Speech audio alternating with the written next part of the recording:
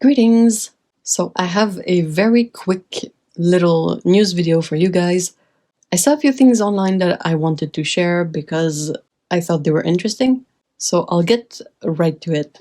The very first thing I saw is a new set from Nevskaya Palitra, or White Knights.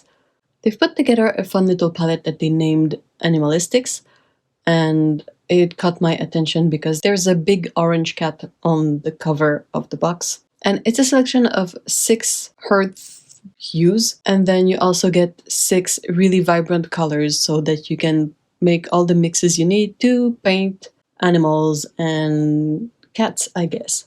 Now, I have my own cat palette that I put together for my personal use, but it's always interesting to see what kind of colors they selected for this palette and to try to figure out if I agree with their choices or not.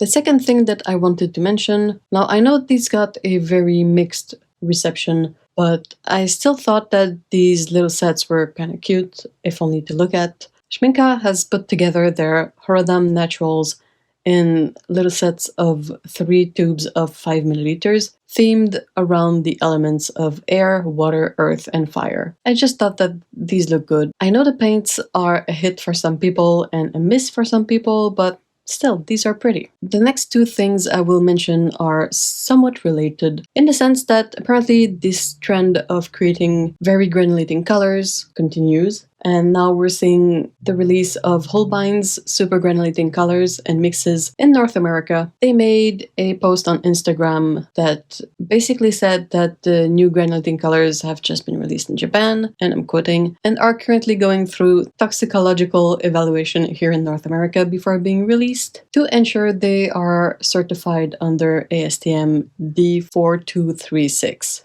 They continue by saying that they anticipate that these gorgeous colors in sets will be available by late summer, early fall of 2024, so quite soon, and eventually open stock tubes will be available also, but a bit later. So I think this is pretty exciting, especially open stock, because you can really select the colors that speak to you the most, and I'm eager to see more of that. And then the other very granulating paint thing is from Mello. So apparently Mello also got into this trend, and they've released a quite impressive box of 34 granulated colors. I haven't seen a lot about these. The only thing really I've seen is this little video from Arte Miranda. But again, I'm excited to see what these colors look like. Do I want all of these colors? Not necessarily, but I'm always excited to see what kind of mixes they came up with, and are they exciting? Are they, what you'd expect? I'm just curious, basically, because it's something new and we like new things. And finally, the very last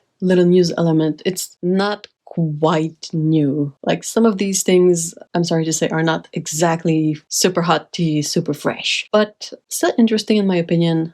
And I thought I would group them all together. And now I'm getting to the release from Windsor Newton of their Revival Collection. So I'm quoting their website. They say, "The Windsor Newton Revival Collection is a new range of 8 historical colors widely used by the masters of the past. They are now reintroduced with the same vibrancy and enhanced formulations, ensuring the colors are more permanent and safer for artists." So the 8 colors are very pretty. There are some that speak to me more than others. For example, that mineral gray really speaks to me. And the Ostwald gray and ultramarine ash, I think these colors are super interesting. Now, there's one thing that I saw that kind of made me think a bit, and I saw that they have Aurelian hue and then Viridian hue, and especially the Viridian hue. Not long ago, there was kind of a weird thing going on with their Viridian genuine watercolor paint. It was either on sale, like on clearance sale, or it just wasn't available. It was completely out of stock. So my theory, and it's just a theory, but I think they might have stopped producing the genuine Viridian paint because